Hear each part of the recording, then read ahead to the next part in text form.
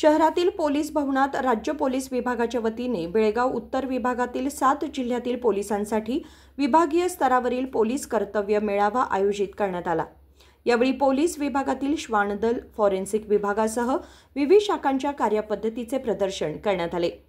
बेळगाव शहर, हुबळी, धारवाड शहर आणि जिल्हा, गदग, बागलकोट, विजयपूर, हावेरी या जिल्ह्यांमधून तसेच 2 आयुक्तालय क्षेत्रांमधून सुमारे 150हून अधिक पोलिसांनी उत्साहाने सहभाग घेतला।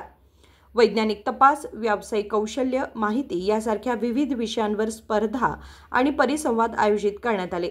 कर्तव्य मेळाव्यात प्रामुख्याने वैज्ञानिक, फॉरेन्सिक, श्वानदल, छायाचित्रण आणि लेखा परीक्षा घेण्यात आल्या। श्वान दलाकडून बॅग तपासणी, आरोपींचा शोध, संशयास्पद वस्तूंचा शोध यांची प्रात्यक्षिके दाखवण्यात आली। तसेच गुन्हेगारी प्रकरणांच्या तपासादरम्यान छायाचित्रण कसे करावे याबाबत सविस्तर माहिती देण्यात आली।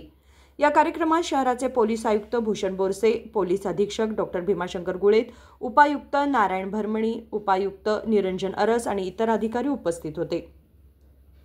संकल्प शिंदे, KMM मराठी, बेळगाव।